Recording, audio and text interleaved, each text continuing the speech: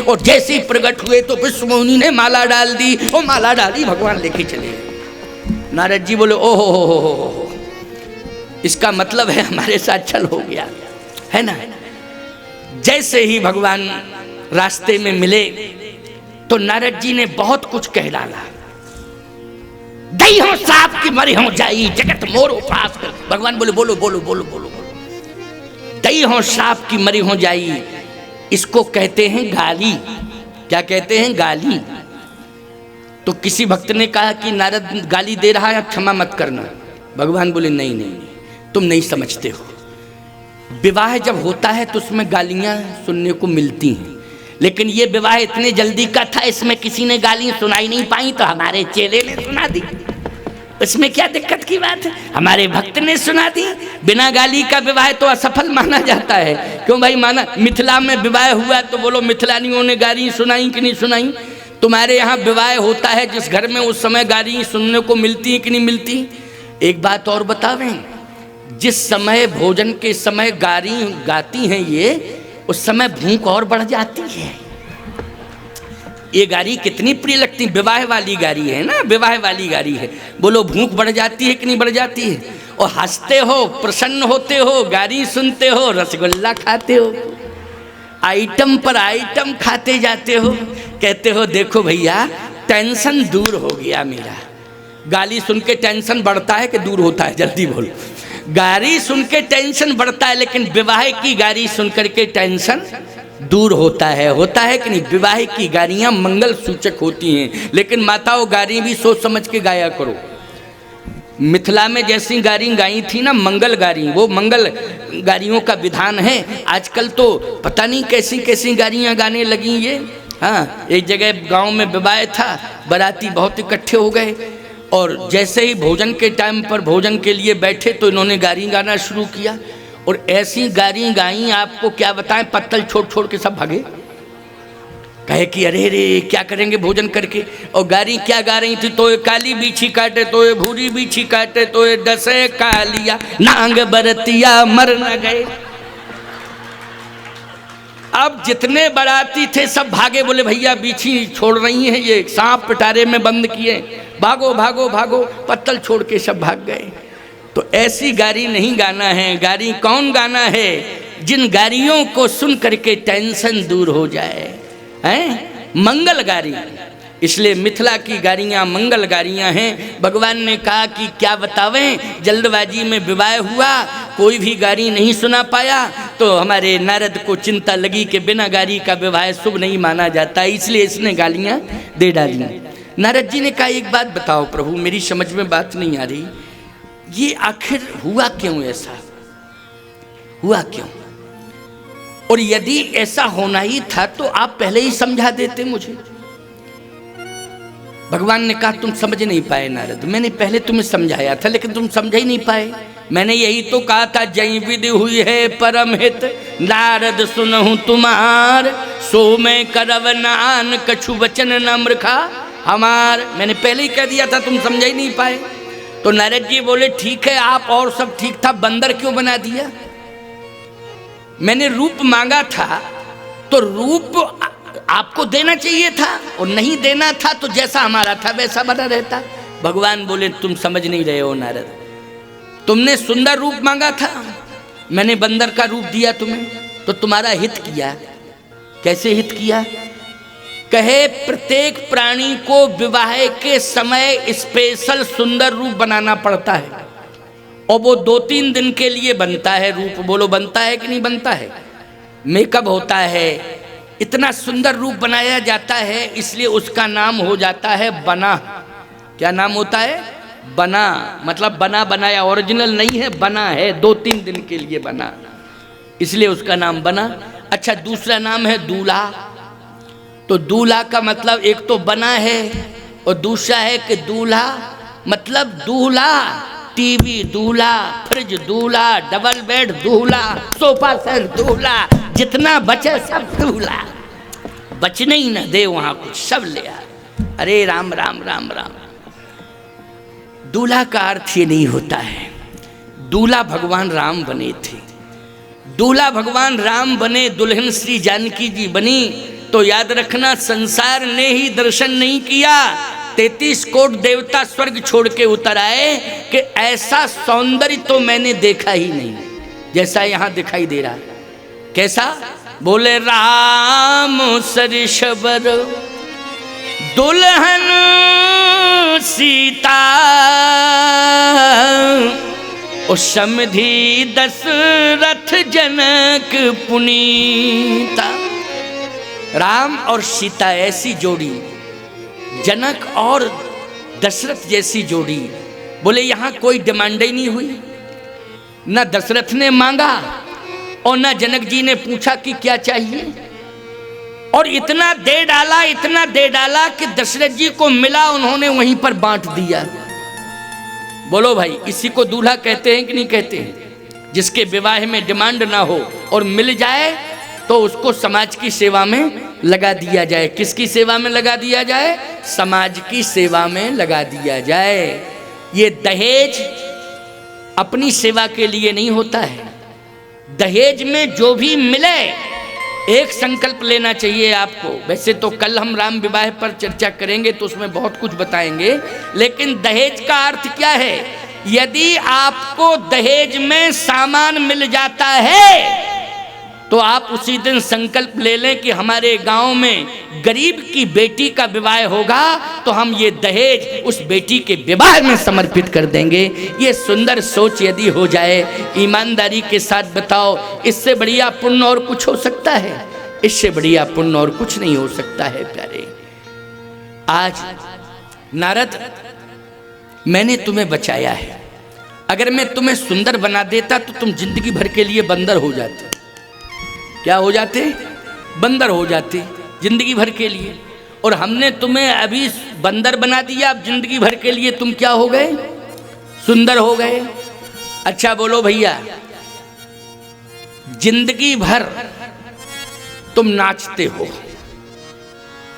नचाती हैं ये।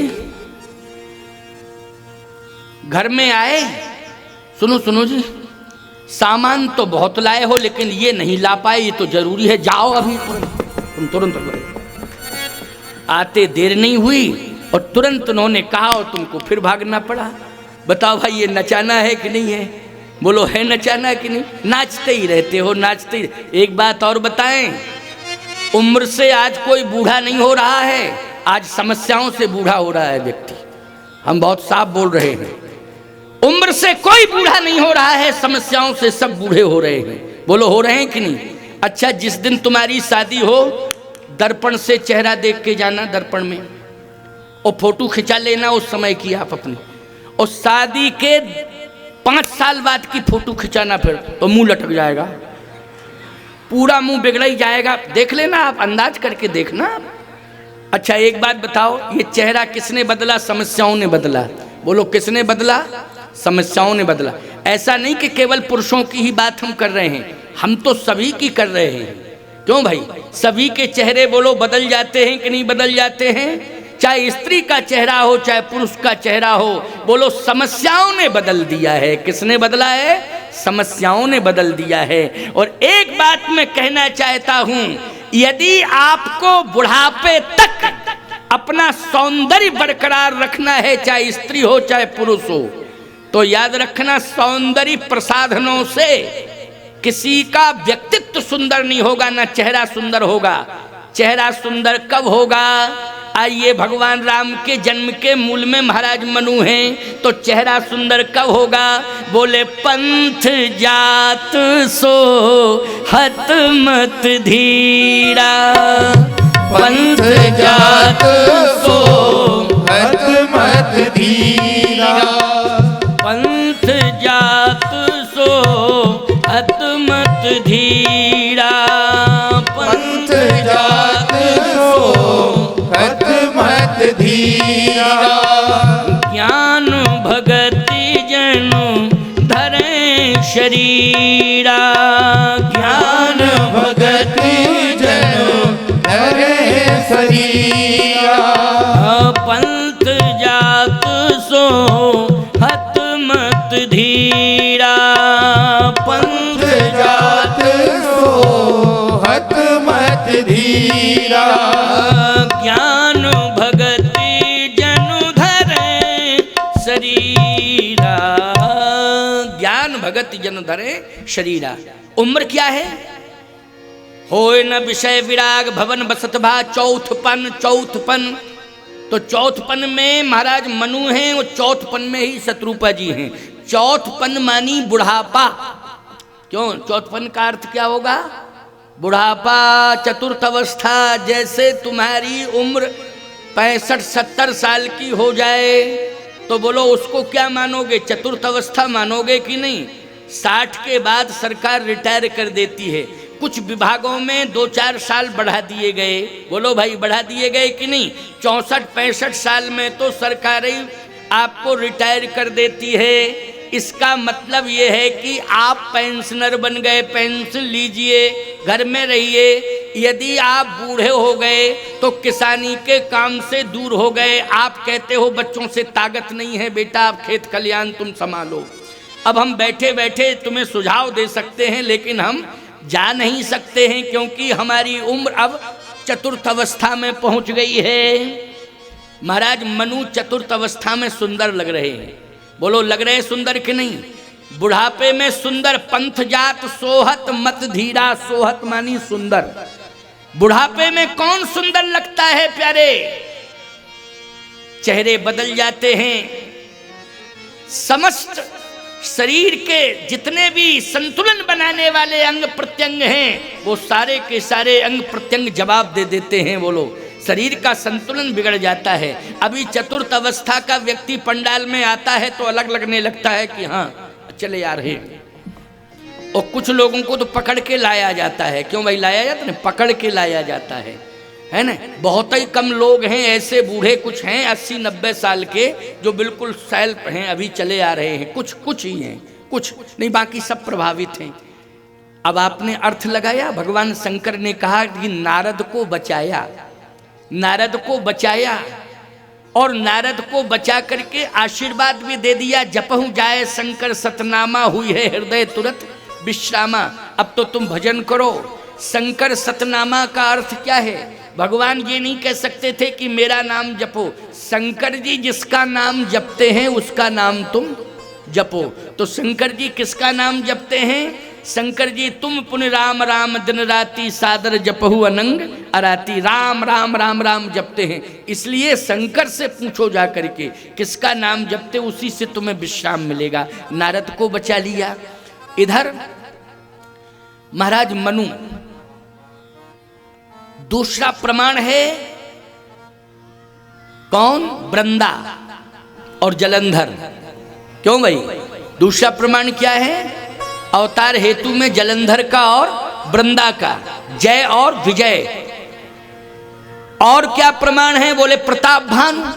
एक प्रमाण प्रताप भानु का है कि प्रताप भानु क्या बना अगले जन्म में? राक्षस रावण बना। एक प्रमाण जलंधर का है, अगले जन्म में क्या बना? बोले रावण बना। एक प्रमाण यह है कि नारद जी ने श्राप दिया, उसके कारण भगवान को नारायण से नर बनना पड़ा। एक प्रमाण यह है कि महाराज मनु ने नैमिषारण्य में तपस्या की, इससे भगवान जो है नारायण से नर बने। और वही महाराज मनु अयोध्या के सम्राट बने कि नहीं? मनु दशरथ बने और शत्रुपा जी कौशल्या बने। ते दशरथ कौशल्या रूपा कौशलपुरी प्रगट नरगुप्ता। और कश्यप आदित्य महातप कीना। आदित्य और कश्यप का भी प्रमाण है। इसका मतलब यह है कि राम जन्म के हेतु अनेका, सीधी सी बात, परम विचित्र एकते एका, अनेक हेतु हैं, लेकिन उसमें एक दो हेतु मैं बता रहा हूं, सुनो। हाँ सुनाओ महाराज। कह महाराज मनु चतुर्थ अवस्था में सुंदर लग रहे हैं। इसका अर्थ क्या है? इसका अर्थ यह है कि व्यक्ति वस्त्र से सुंदर नहीं होता है, व्यक्ति स्वर्ण आभूषणों से सुंदर नहीं होता है, व्यक्ति अवस्था और जवानी से भी सुंदर नहीं होता है। फिर व्यक्ति किससे सुंदर होता है? लोग कहते हैं जवानी है इसलिए सुंदर। ना ना ना ना, जवानी से भी कोई सुंदर नहीं होता है प्यारे। ऐसे लोग हैं जवान नौजवान हैं जिनको आप देखिए तो इनका बचपन से प्रमोशन बुढ़ापे का हो गया, जवानी हजम, जबकि हैं जवान, लेकिन जवानी दिखाई ही नहीं देती कि जवानी है कहाँ, है ना। ऐसे देख लो, प्रमाण बहुत हैं, अब क्या बतावें आपको, अब हम कथा कहें कि खोजें यहाँ।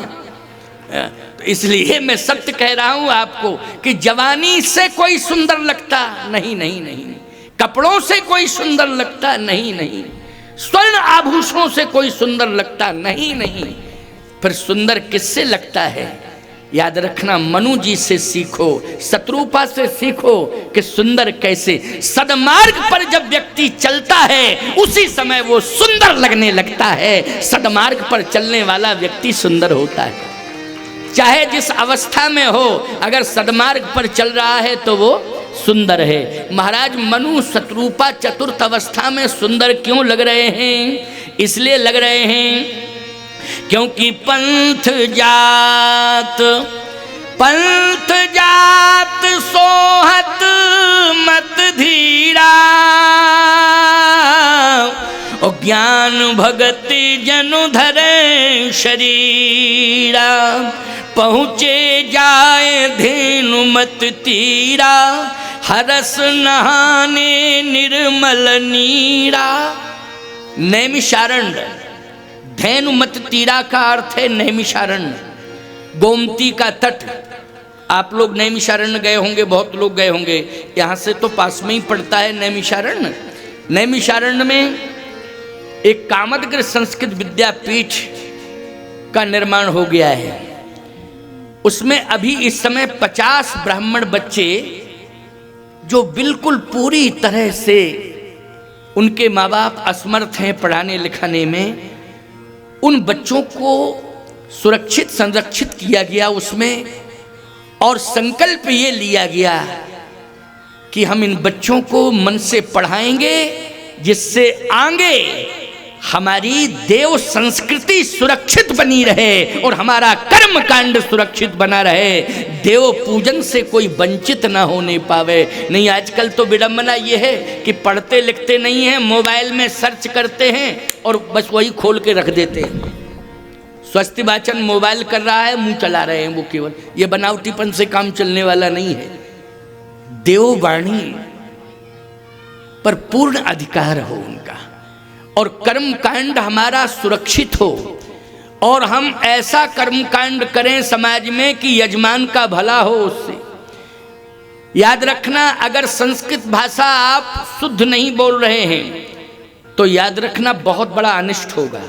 इसलिए देववाणी को शुद्ध ही बोलना चाहिए, एक मात्रा का भी अंतर नहीं होना चाहिए उसमें, तभी यजमान का भला है उसमें, समझ गए। नहीं तो कोई जरूरी नहीं है, सीधी सी जल फूल चढ़ा दो बस हो गया, प्रणाम कर लो, बोलो भाई। लेकिन यदि कर्मकांड शुद्ध और पवित्र है, यदि उसने कर्मकांड गुरुमुख होकर के लगाया है, संस्कृत भाषा पर उसका अधिकार है, तो ऐसे ब्राह्मण को हमें स्वीकार करना चाहिए। और जो भी धार्मिक अनुष्ठान हम करें, जो भी देव पूजन कर्मकांड इत्यादि से हम जुड़ें, तो उसमें निश्चित रूप से अधिकारी ब्राह्मण होना चाहिए जिसका देव भाषा पर पूरा अधिकार हो।